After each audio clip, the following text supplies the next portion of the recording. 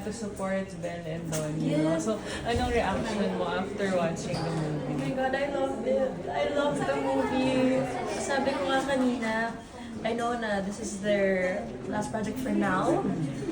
This is such a nice way to leave things. Not naman leave, but basta ang ganda nitong project para sa supporters nila. I feel like wala na sila masasabi. Andito na lahat ng kilig. And grabe yung I admire this project. I admire them so much.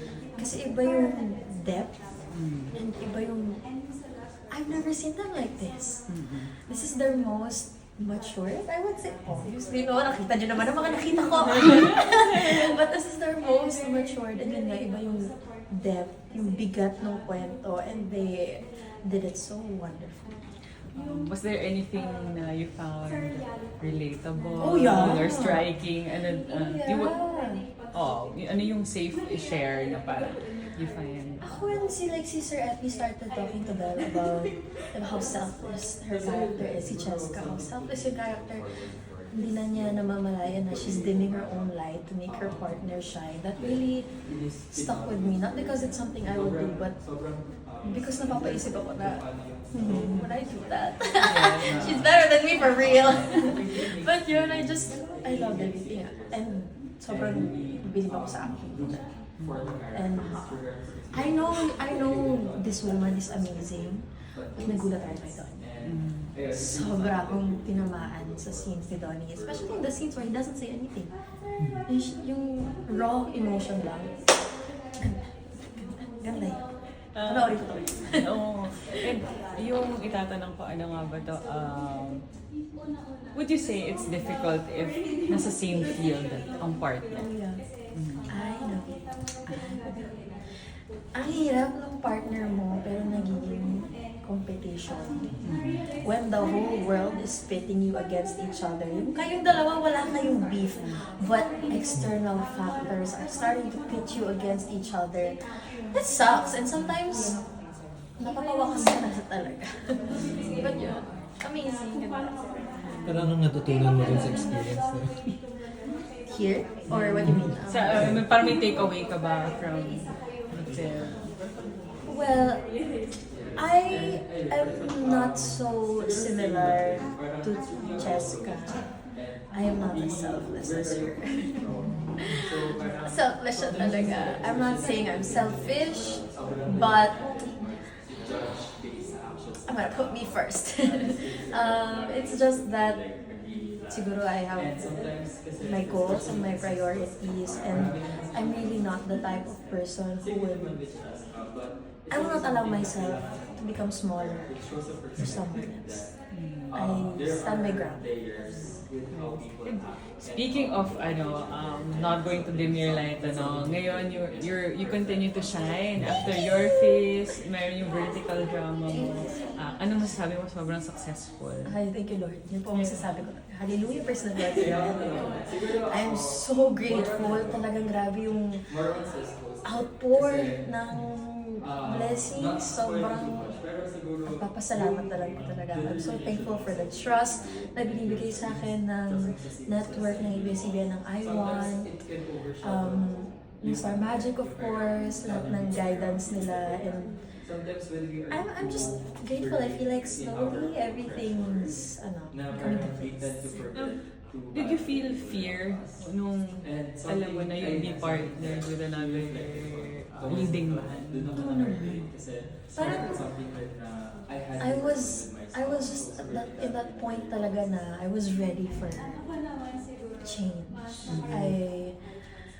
I feel like I've grown so much personally and pati na rin sa career ko na I felt like this is the time to start exploring, to start challenging myself talaga. Because I'm already 26, so not now when. And yun nga, sakto rin po na the blessings just fell into my lap. Saktong-sakto yung timing. So sabi ko, ito talaga siguro yung God's time talaga para gawin ko itong mga to. Kaya kahit I have fears, not generally because of having a different co-star, but I had my fears, and also coming from a love team, I knew na it would be hard then. Like, the love team culture is very different than talaga. And I knew that some people wouldn't accept, it would be hard for some people, and I totally understand that. But at the end of the day then kasi, I know that this is work. And to me, work is the most important din talaga. So, ayun na.